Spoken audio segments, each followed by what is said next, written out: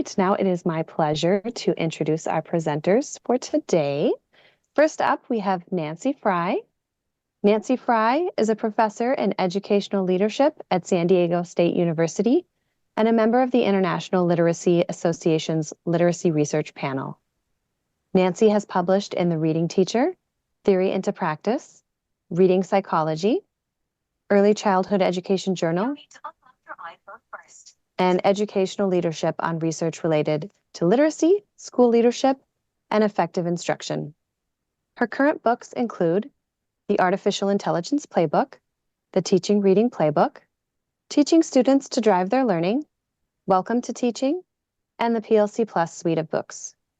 In 2008, she was given the Early Career Achievement Award by the Literacy Research Association and is a member of the California Reading Hall of Fame. She's a credentialed special educator, reading specialist, and administrator in California, and is a co-founder and administrator at Health Sciences High and Middle College. Thank you, Nancy, for being with us today. It's always a pleasure watching you present. And next up, I have Dominique Smith. Dominique Smith is Chief of Educational Services and Teacher Support at Health Sciences High and Middle College. He is passionate about creating school environments that honor and empower students. His research and instruction focus on restorative practices, classroom management, growth mindset, and the culture of achievement. Dominique also provides professional learning to K-12 teachers in small and large groups that address classroom and school climate and organization. He holds a doctorate in educational leadership from San Diego State University with an emphasis on equity, as well as a master's degree in social work from the University of Southern California. Dominique also holds credentials from San Diego State University in administrative services, child welfare, PPS, and attendance. Smith has been recognized with the National School Safety Award from the School Safety Advocacy Council. In 2018, he delivered a TED Talk on building relationships between students and their teachers. He's the author of a number of books, including The Restorative Practices Playbook, The Social Emotional Learning Playbook, How Leadership Works, 10 Mind Frames for Leaders, and Belonging in School. Thank you so much, Dominique, for being with us. We're so happy to have you here. Well, we're so happy to be here. So thank you. And I see like these, maybe I haven't been on a panel in a while. I've seen these little hearts and hands and all these things coming up on the side. I love it. So it's a good little fun. How are you doing, Nancy? Everything going well? Everything is going very well. You know, there was an eclipse today. You may have seen it in the news. Saw the news, and where I saw a little bit of it. So that's a good day. And today was Spirit Week, coming back from spring break. So that is why we got to wear Hawaii flowered print shirts to work today. So very excited about that. So when we're getting into this, Nancy and I have been really passionate about the sense of belonging based on working with students every single day. When you're in a building and you start to look and work with students, the number one thing that continues to come up is, how do we make sure students feel like they belong within our building? And when we start our day off, just this quote to sit here, and I want you to just kind of sit out there and look at this. And each and every one of us has our own story. And each one of us, our stories could be different. Each one of our stories could be harder. Our chapters could be longer. Some of them aren't finished. Some of them have long stories of hurt. But when we really look at this and we have this conversation, the big factor that is the bottom is, all as humans, we all seek belonging. And I look at that, I look at myself and the role that I serve here and who I am. I seek to belong. I want to be a part of something. I want to belong to this organization. I want to belong to the school. I want to belong to different levels of communities. I have 3 kids. They want to belong. I have Nancy as a colleague, as a friend, as a mentor. She wants to belong. And the interesting side of this that we will be able to look at is how you start to navigate and start to search for that belonging from the identities that are built within you. And so just kind of going through that, what we want to know and what we're always looking at is, people will say, tell me does it work? Where's the research? Well, we like to work with John. And if you haven't seen the barometer turn to a thermometer, there it is. If you haven't seen the blue is bad and red is good now, there that is as well. But what we do know is it says right there, as John has always said, that 0.4 effect size is that potential of a year of growth, and we're at a 0.46. Belonging has a positive impact on our learning. And that is what we're trying to do. We're trying to make sure that we say, okay, as we strive and look at all these other elements in our school to see success, to see growth within our students, that this lives as well. Now, am I on the pendulum of swinging this way because I'm always on relationships and connections and this and that? No, we need to still have high rigor. We need to make sure that instruction is there, and we need to make sure that our students are learning. But I always try to say, I can't learn if I don't feel like I belong. I can't learn if I don't think I can be there with you. If I feel neglected, I feel like you don't care, I don't think that I'm heard, how can I ever want to be a part of your classroom? So that's kind of where we're starting to push. And so we took this, the statement, this definition of belonging, and I really enjoyed this because we got to break it down into a couple categories. And as you look at that and you see our statement here, you start to see those larger words that come out: feeling, larger groups, values, respects, and then that last one right there, something to contribute. And so when you're looking at this, just in those boxes, I'd love for you to throw into our chat which one kind of stands out to you. Well, just those subsections of this definition, which one ties to you? Which one's making you think, right? Because we're seeing all of this tied into one definition. And so when I look at that as something to contribute, I really like that. We're seeing here values, sense of worth, the value component. When we look at this and we start to think of our students, first, let's think about ourselves and the groups that we belong to. What are we getting? What are we gaining from that? But now push into our students as well. The areas of respects. There's the quality for another person, the larger group, the membership of something, the values, the sense of importance and value, all in that. All is where we're trying to connect with when we're talking about that sense of belonging with our students. And what we do know is that it's the gatekeeper. And right here is what we're saying is that that belonging, that sense of belonging serves as the gatekeeper. And what we're, like I've been trying to say, is when we do feel like we have a level of belonging in our classrooms, bring on the best teachers possible. Bring on any teacher possible. If you make me feel like I belong, I will learn from you, or I will at least give you my all to learn with you. What we do see is if a student doesn't feel like they belong, what we start to see is even though you have amazing structure and you're fabulous at what you do, some of our students don't get to experience that because we're a little bit checked out. So making sure that's where we're at and kind of where we're going. The other side of this too is anybody that's in a leadership role, or if you're in a PLC, all in that connection, if you don't feel like you belong in that conversation, in that building, you can't be your best self.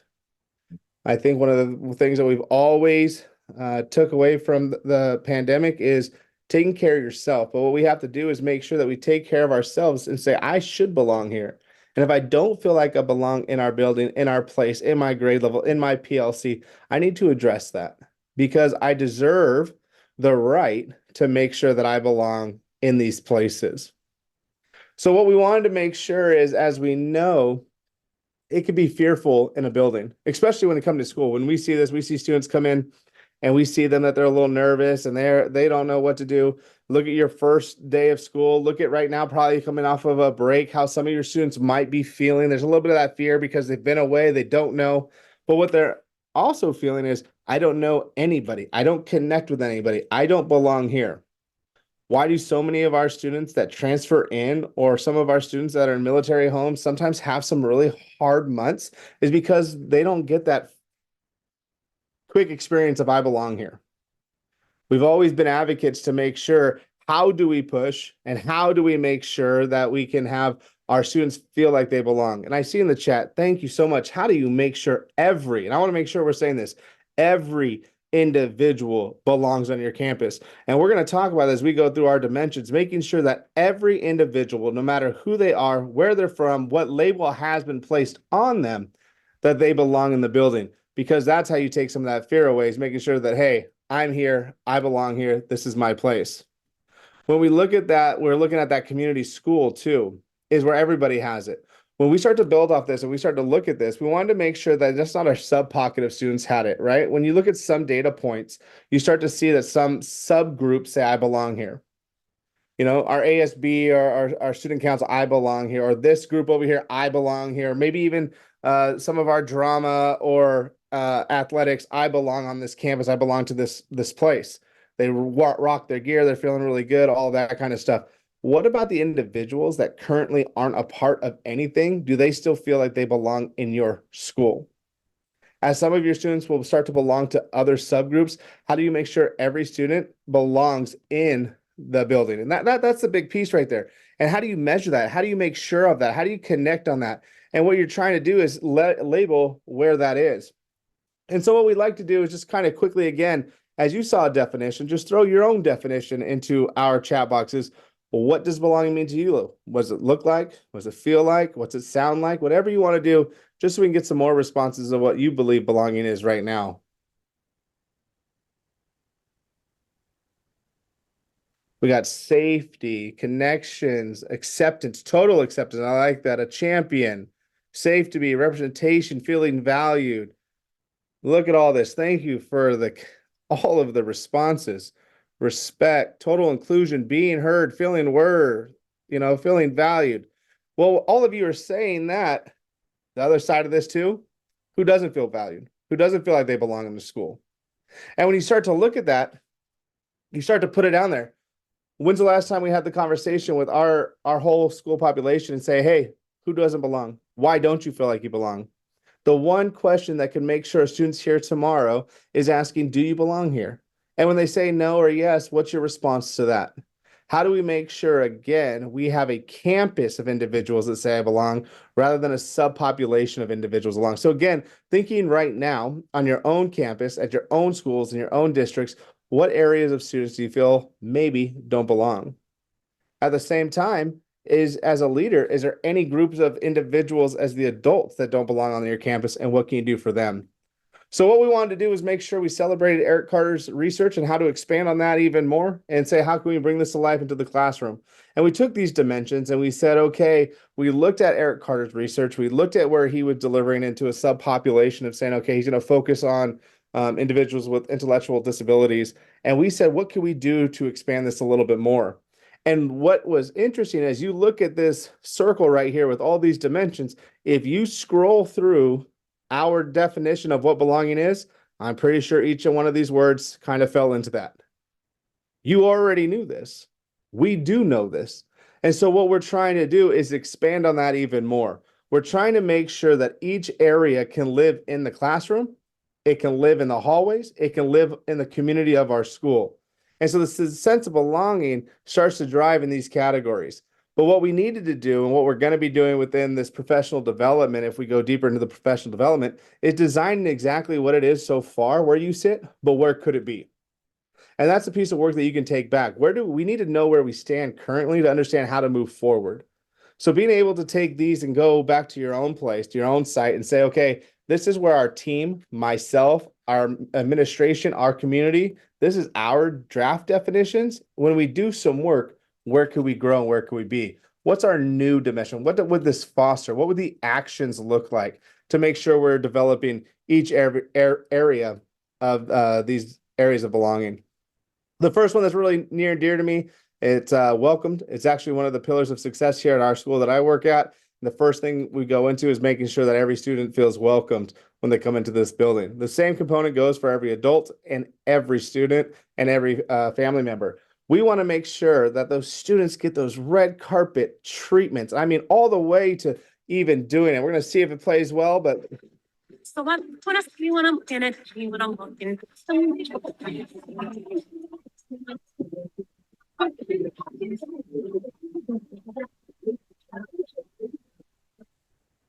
every time we can, how do you bring that red carpet experience to your students? Now, what we got to do better is not just the first day of the year, because what we celebrate, if we do it once, we say, oh, we're just trying to get done with the year.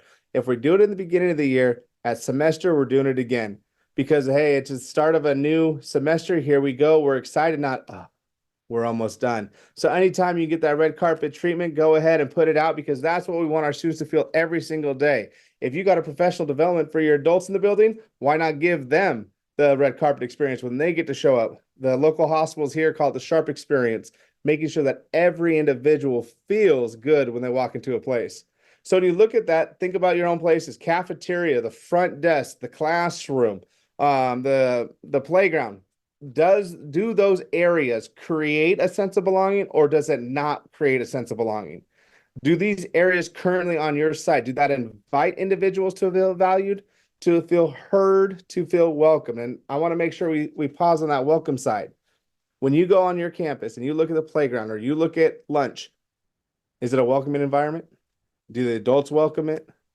Do we have people on duty welcoming students, or yelling and screaming and pushing? Front desk, if you've ever seen me speak, hey, front desk, what's it look like? Are we saying, I'm glad you're here? Or are we just telling kids they're late? Are we making sure we celebrate students being on campus? Or are we already starting their day off on a negative? Thinking about every component all the way to the classroom. How do you make sure you welcome every student to the learning environment? The other side of that too is, how do you welcome our community students and our families into our schools? As we build on this, we want to make sure every student walks in feeling that they are welcomed and they should be here. But the other component of that too is, we have so many families that come in, and so many families that might be nervous of the reason that they are coming into the building. How do you make sure they feel welcomed? If they have a meeting and the meeting runs late, who's the person telling them 2 more minutes, 3 more minutes? I'm sorry that we're late. Do you need anything? How can I help you? What do you need now? All just that connection, all the way to the community, that the community celebrates you being in the community, rather than saying, oh, we have that school in our community. And that's what we're trying to do, as we can build as best we can on that welcome side of our dimensions.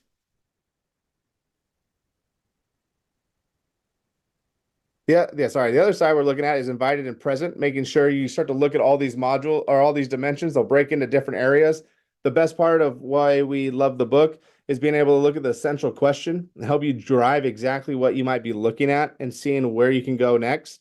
When we look at present and invited to learning, being present in the class, but being present just in general in the building, because we want to make sure that all students are invited to be welcome and supported in the learning environment, making sure that they have a great experience while they go into the classrooms. And I really wanted to kind of pause on that idea too of invitational teaching, which is something that has been well researched, and the idea of intentionality around being that invitational teacher includes not just things like standing at the door, although that's important, and greeting students, but also in making sure that their participation is valued, that there are high expectations for the kind of learning that they are capable of. Sometimes it's referred to in the literature as being a warm demander, right? That there is warmth and caring and support that goes with that, but also an acknowledgement, this is hard, and I believe that you can do it. And I believe that you can do it because I'm a really good teacher, and I believe that you can do it, kid, because I know what you're capable of. Being that warm demander is so important, that high expectations teaching. It is sometimes referred to as the opportunity to learn. What are the opportunities for students to actually learn? And again, this concept goes back to Corwin in the 1960s, who first proposed this particular construct through some work that was being done on education through the federal government. The opportunity to learn. What are those occasions that students can actually access the kind of demanding and rigorous content that they deserve to have? Now, there was a really interesting report that was done, as you can see the date not too long ago, done by TNTP, which was formerly known as the New Teacher Project. And I put the URL to this report right there in the chat as well. If you'd like to take a closer look at this. This is on their website, it's free, and so on. But I'm going to talk about just a couple of ideas that they did. First, I'll talk a little bit about the methodology, where it was that this came from. And what they looked at were the electronic assignments that were given to close to 5 million students. So we're talking big numbers here. And what they were interested in looking at was the level of rigor of the assignment and students' literacy progress. In other words, were students being given the opportunity to learn, or were they being held back? And one of the things that they found, and again, they looked at more than 5 million of these, is that below grade level work in literacy increased by 5% more in the wake of the pandemic. That probably is not a huge surprise to many people. As we came back from the pandemic, all of us were feeling somewhat unsteady. Our students were feeling unsteady, and and certainly we were feeling unsteady as well. We need to move past the idea that everything that happened since then is because of the pandemic. We should be making progress. Let's go a little bit deeper into some other things that they found in their analysis.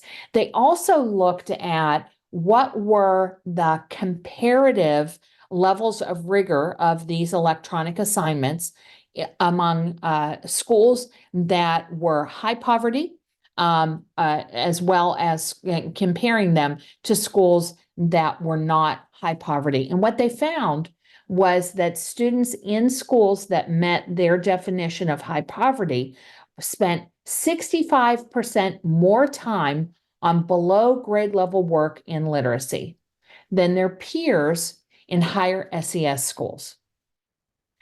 In other words, the opportunity to learn was not there. When we routinely assign kids below grade level work, we are telegraphing our low expectations for what it is that students have. Now, here's the kicker. And let's take a look at this finding. And I want you to kind of rest on that. Students were just as successful when they were given grade level work as they were on below grade level work. Now, one of the rationales that are often used, especially for students who are doing below grade level work, is, oh, well, you know, they need to be successful. They need to be able to do these things before they can get to the grade level work. Their findings fly in the face of that. Their findings show that students were equally successful, and I'm talking like a couple of percentage points difference when you compared students who completed grade level work versus below grade level work. Right. And John, thanks for that question. This was all gathered after the pandemic. This was not distance learning or virtual learning that was going on. However, in many classrooms, there are at least some assignments that are completed through Zern and so on that are electronic, and that's the data that they were able to pull. What were these kids being asked to do? So what happens is there becomes this cycle of expectations that start with some negative beliefs about students and their intellectual abilities based on whether they come from high or low SES backgrounds. And those translate into negative self-views of the children themselves. My teacher doesn't think I'm capable of this. I must not be capable of this. And those negative self-views reinforce lower academic achievement. It comes from a place. It comes from a place of possessing those negative self-views. My teacher thinks this is too hard for me, and I think this is too hard for me too. And that reinforcement of that lower academic achievement then feeds back in. Once again, see, these kids, they can't do this. This is too hard for them to be able to do. Now, it's not enough to be able to say, here's this big problem, what we should do about it, right? Here are 4 ideas of things that you can do to help disrupt this. Here's the first one. Develop strong transition plans between levels of school. As students go from elementary to middle, as students go from middle to high school, how are we making sure that we are conveying and connecting to them directly that, yes, you belong? As you rise, you're a rising 6th grader and you're going to middle school, you kid, you belong at this school. And we want to make sure that you see it. Those strong transition plans have been demonstrated in the research again and again that they make a difference for kids. Here's a second idea. A second idea is to make sure that you're staging recruitment campaigns that invite students to take more rigorous coursework. Again, those negative self-views, this is too hard for me. I can't take chemistry because it's too challenging for me, mean that for a lot of those students, they won't even sign up for those classes in the first place. We need to disrupt that by making sure that we've got some really good recruiting campaigns, feeling invited in. We need you in our chemistry class, as one example. Here's a third idea. Remove the access barriers, such as requiring a teacher recommendation to enroll in advanced coursework. That's a barrier. When it has to go on teacher recommendation, oh, I don't think that they're ready for this more rigorous English course or more rigorous math course, right? Get that out of the way. And here's the fourth recommendation, because they go right along with it. You have to provide additional supports for students who may struggle in those courses. You can't just say, well, we signed you up for this class. Now we're just going to hope for the best. We've got to put into place some of those strong supports. At the school where Dominique and I are, the vast majority of our students take college courses beginning in 9th grade. But what our philosophy is that you get high school supports for college work. You have to build in those supports so that students can be successful in doing that. So 4 ways to be able to disrupt that cycle, that narrative.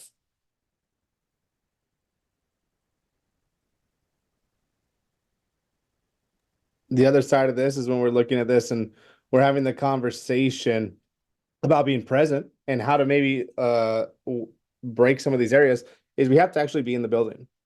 Right now, one of the things that students look at is, does anybody notice that I'm even there or not there? And so what we have to look at is, first and foremost, how do we celebrate students that are showing up to school? How do we celebrate students that are trying their best to show up to school? And how do we make sure students that aren't showing up, we do everything in our power to say, hey, let's get you to school.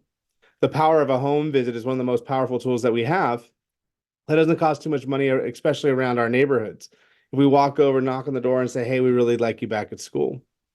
We should all have our goal of where we want our students to be. And when they fall under that goal, what are we doing? And where's the follow through on making sure students arrive to our campuses?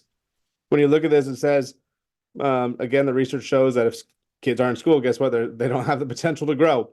So what are the other factors that are keeping kids out of school? That's a big factor for me as a person that focuses around discipline.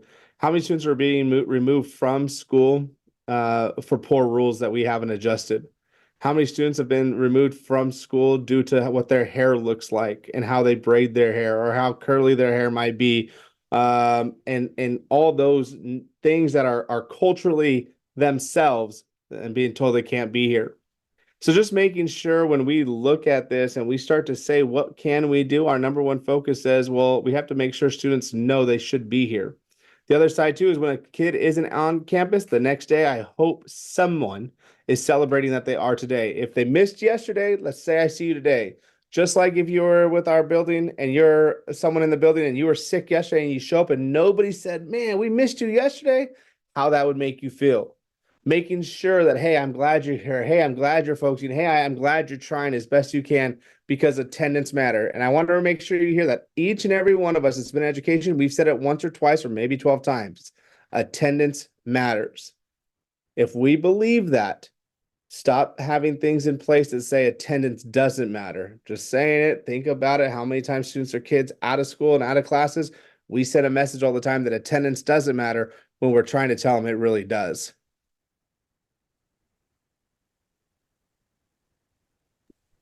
We'll Sorry, see. I was busy typing away. Sorry about that. And it's really important that students feel supported. In fact, I was just replying about this as well. How do we provide the assistance that all students need in order to be able to participate fully and meaningfully, right? And it's important to note that when we're talking about support, I'm not resting only on the idea of intervention, right? That it can be only after the fact along the way, but rather, what are some things that we can do to make sure that students are getting the kind of support they need in proactive ways, as well as in ways that respond to the difficulty that they have. One of the ways that we do it proactively is by making sure that we've got instruction that is grounded in teacher clarity. And some of you are familiar with the teacher clarity work that we've been doing for a number of years at this point. And when it comes to teacher clarity, sometimes people think it means only, oh, you know, you've got learning intentions and success criteria that are there. Sure, that's an important part of it. But actually, when you go back into the work, one of the elements, and there are 4 elements, one of the elements is around clarity of the organization itself. And I don't just mean, is the classroom organized? You know, can they find their belongings and those sorts of things? When we're talking about clarity of organization, what we're really referring to, what the research is really referring to, is that there is an alignment of what is intended to be taught, what is taught, and what is assessed. You know, for any of us who have had students who have said, why do we need to know this? Or is this going to be on the test? Then at least for that student, they're not quite sure what the alignment actually is. The second element of clarity is around clarity of the explanation itself. And this is something, and this really aligns with the third one as well. Dominique, if you wouldn't mind putting the third one up, because I kind of talk about these in sort of moving back and forth between the two. Clarity of explanation, clarity of examples, followed by some guided practice. You know, one of the measures of the expertise of a teacher is the ability to be able over time to reduce one's expert blind spot, right? And all of us have an expert blind spot. And an expert blind spot is simply that we're having difficulty in understanding our content through the eyes of novices.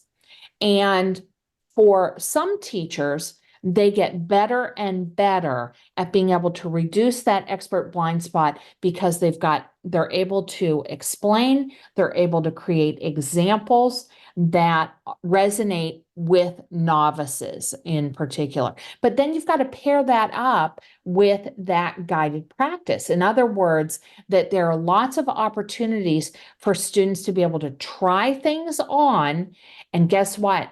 Fail, right? They have to fail and have opportunities to be able to learn from all of that as well. All of us talk about how important a growth mindset is. Growth mindsets, and you can go back to all of the work that Carol Dweck has done on this. Growth mindset, grit, only occurs in response to challenge and failure. Nobody develops grit. Nobody develops a growth mindset when things are just going along great, which means we have to create opportunities for that to happen. How do you do that? Lots of chances for guided practice. And then that fourth element is around, and there we go. That fourth element is circling back to that first one. Is there clarity of the assessment of student learning? In other words, are we actually measuring their learning? Is it aligned with the learning that they're supposed to be doing, or are we only assessing their compliance? Now, that's a whole different topic that I could talk about as well. But when we are talking about students feeling supported, it isn't only those school-wide supports that we offer, but it's what happens right in the classroom. Is there clear alignment that happens around each aspect of the instruction that we're offering? Thank you, Nancy. And you have a lot of people throwing some great comments in our chat, so I really do appreciate that. But when we push on a little bit more, as our focus in the dimensions, there's 11 that we're looking at. Some of them we group up just for our conversation today, which we hope you can expand and look at within the book.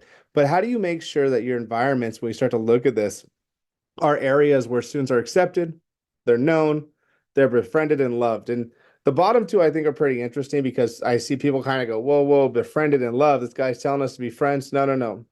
I don't need any of you to have a bunch of friends in middle school, elementary, and high school. I don't even like the term friend too much because I don't want our students to be too confused with that. What I'm talking about is how are we offering the moments for students to build connection with other students within their classrooms?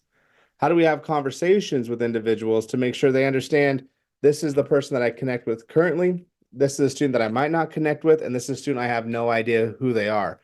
How do we build systems within our classrooms to allow students to get to know one another, get to know people they've never met, get to understand different cultures, and just celebrate that diversity that lives in our classrooms? I know there's plenty of ideas of how do you do different grouping, sociograms on how you make sure you can understand where everybody kind of sits and how they are, and all the way to just the fun things we can do from I am poems and this is where I'm from poems and all those things that can bring some art, some language, some culture to our classrooms. The love side is really interesting to me because I don't want us to tell students that they don't have love based on what their home life is. And I do not want a student to say they probably have love due to what their home experience is like.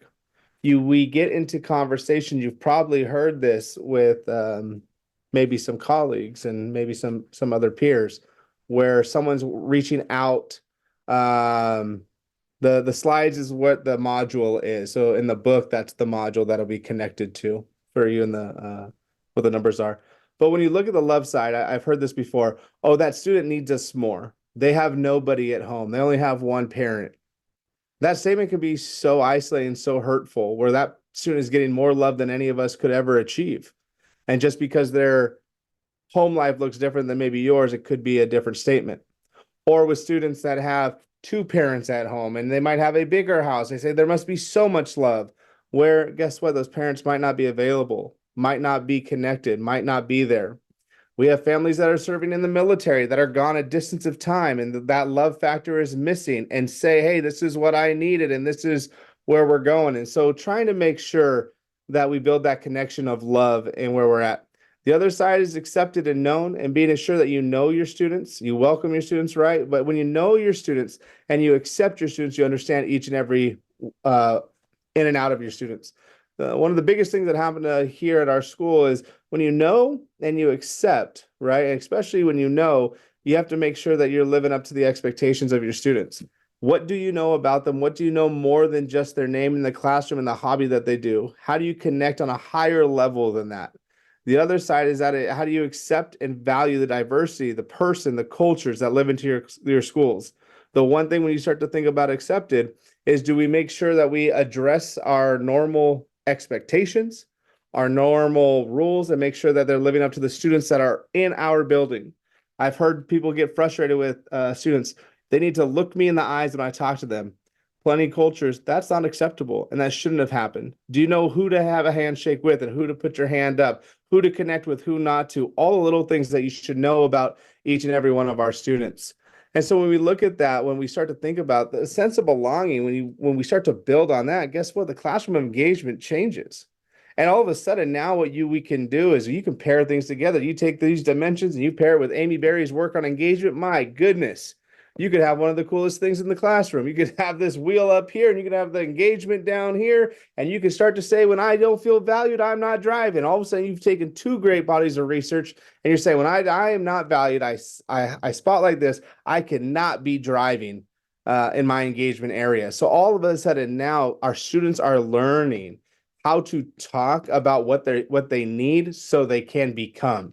And I think that's something that we don't look at enough is tying two bodies of research together and celebrating them together. So if you haven't seen Amy Berry's work, check that out on the engagement continuum, because I know when students don't feel accepted, they don't feel invited, they don't feel valued, how could we ever say you should be moving this way?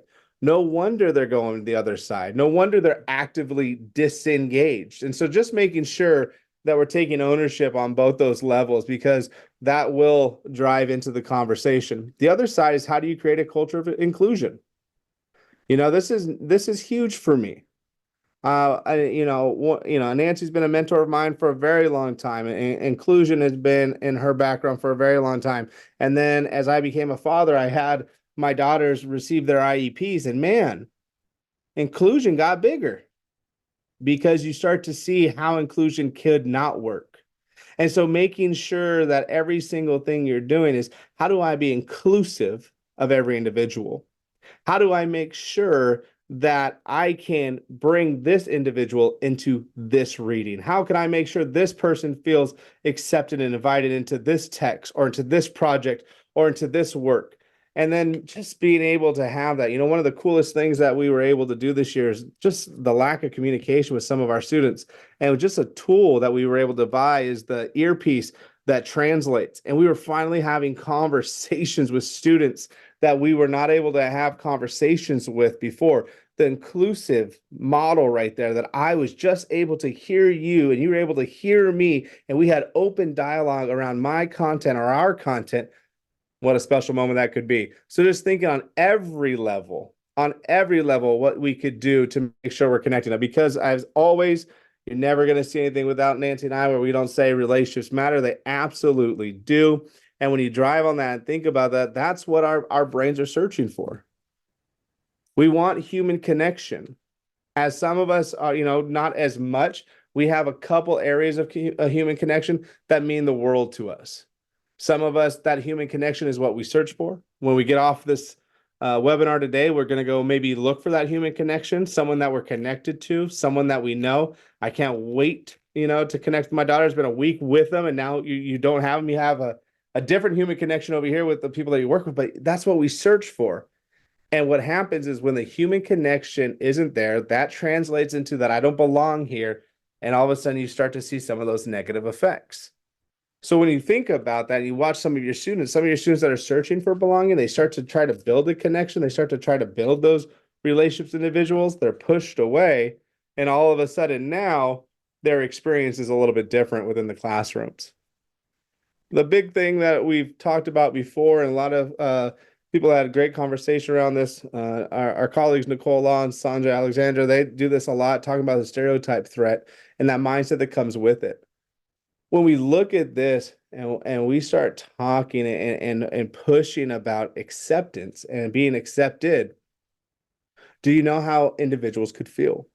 And well, what happens is not everybody on this webinar is going to experience this, and some are going to experience it in different areas. But all of a sudden, what stereotype is being told about me, and the mindset and the inner voices that are coming up is, am I living to that mindset, or am I living to that stereotype?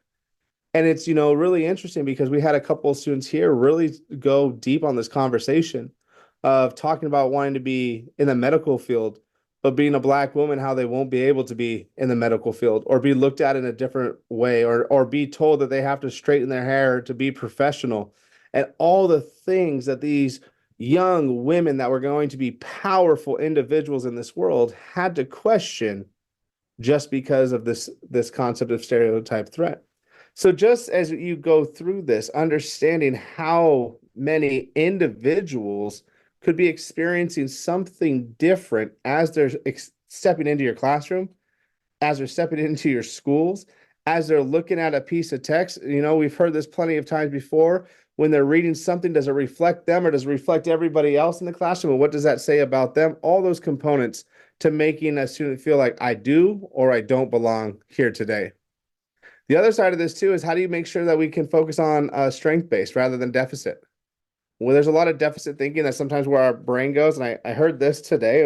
I was meeting with somebody today. And I really love this quote.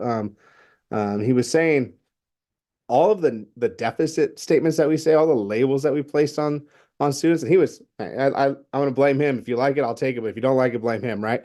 But Aaron told me today, all the labels we place on students is just a lazy response to adults not trying to get to know that student. I really like that. He said, all the labels that we put into place is just a lazy excuse of not getting to know that student. So when we say defiant, disrespectful, all those things, it's our lazy excuse to not try to put in the work to know who they are. The other side of that is where we go into the strength-based approach. If we start to approach and start to showcase, hey, student, this is what you can do. I'm really excited what you're able to do. Here's some things I could give you to improve. And oh my gosh, this is where you're going to be. We get out of the deficit model. And so that's another area, is when students start to hear what I can do, what I will be able to do, what I can do one day, all of a sudden that shifts on who they are. And they say, man, this individual across from me is saying I can be something, I should be something, and I do offer something. Remember in the very beginning, we had that quote up there, membership. I'm a part of something. I'm contributing to something. This is exactly where our strength-based approach starts to land. When you look at that, a couple of areas that we have to look at too is making sure when you're connecting with students, we value the quality. We make sure we're looking at this in areas of honesty, our development. We're pushing, we're acknowledging difficulties and challenges. We're continuously trying to push forward. So just areas of what we can do as we're building that strength-based approach to students. The big one though, when you get to the love, and we've loved this quote, this statement. Now that I know you exist, how do I not love you? And I look at this, and students come in every single day to our building, and every single year, a new group of them. I know you exist. Before you walked in this building, I didn't know. How could it? I mean, it's so true. How couldn't I love you now? I'm getting to know you. I'm getting to understand more, and I get to be able to connect with you on a different level. So just being able to see that, right? And that's what I'm hoping when I get to embrace with other individuals, when I get to know somebody. I know you exist now. I want to get to know who the real you is and what's not to love. And we start to get to know individual on a whole different level. Another big factor is being heard. This continues to go. What are we doing to make sure we hear our students? Students want to be heard. Students need to be heard. Before we make massive changes, ask students what they think. They're going to tell us the truth. And so making sure we look at that and making sure when you start to go through this, having those conversations. When you think about it, what's the last time policy changed due to student voice rather than teacher voice? What's the last policy that changed due to student voice rather than the 2% of students that were bothering you this year? What we should be looking at and what we're being able to see is we are having a generation of students saying, I'm going to change some ideas, and they tell you how they feel. And so I'm hoping now that we can take some ideas in. I put the cell phone on here because I see it all over, back and forth, research, non-research, research here, that there should be no cell phones in the classroom. And I'm just going to throw it out there, and I totally get where everybody's coming from because I do see students, not engaged and being in some of that. But I also see adults not engaged, and I see also adults being a part of their phone. And all of a sudden, I'm seeing some great authors talking about AI and writing about AI and connecting about AI. Guess what? We have to build the capacity of celebrating some of the things that we have rather than saying it's a negative. So just being able to, if you're looking at changing any policies in the near future, what are your students feeling and thinking about it? Excuse me. The last couple that we'll talk about is being involved and being needed, right? How do you engage students actively with and alongside peers and shared learning and common goals? And then how are we recognizing and receiving all learners' talents, gifts, and contributions? Making sure that we celebrate what students need, how we can support what they need, and also help them be involved in other activities where we're trying to be at. One of the best things we can do to feel needed, connected, is building your classroom agreements. We have so many expectations for students with, again, as we went right back to the last one with no student voice, what we're trying to do is make sure that classroom agreements have students saying, this is what I think our classroom should look like, feel like, and sound like. Because when we have those expectations, those promises, those agreements with students, they have a higher chance of living up to them. And so just giving them a chance to voice themselves of saying, this is what I feel a classroom should be like. When you look at that too, when you're looking at your caring classrooms, we should recognize, manage the emotions. We're going to demonstrate, right? We're going to caring and concern for others. We start to establish positive relationships. We make reasonable decisions, and then we handle challenging situations. And so just when you're going into those classrooms, here are some of the other elements that we can do to build on those, caring classrooms, safe classrooms, and connections with students. So as we get to the end, and we're going to be answering all the questions we can, and I know that we've been having some good conversations here, the statements that we should be able to say at the end of this, and what we should be able to say every day we walk into our schools is, I belong here. I'm hoping each and every one of you, when you walk into your building, you say, I belong here. I'm hoping you can also look over to the colleague next to you and say, man, I'm really happy you're here. You belong here. You belong in this building. And then all of a sudden, when you're looking around all your students, you're looking around the other colleagues, and when you're looking around the community, you could say, they all belong here too. Because what we're trying to do and what we've been doing, and hopefully what you'll be able to see in this book is building a component to make sure every student has the possibility to feel that sense of belonging, because every student does deserve that. And I've been able to work with a lot of great people that have helped me feel like I belong. And so what we're trying to do now is make sure that every student that we come into encounter with, every colleague that we come into encounter with, and every community member and family member we come into encounter with know that they belong. So we hope you enjoyed our little journey of our book. Again, the modules popped up, got you a little bit in there. It gives you a lot more information, and always as a playbook, you get to go in there and be active in it. So just wanted to share that with you. With that, I want to thank everyone for joining us. If we didn't get to your question, you can always feel free to email us and we will get those to you. Other than that, I hope everyone has a wonderful rest of their week. Be well and have a great week. Thank you, everyone. Thank you, everyone. Take care. Be kind.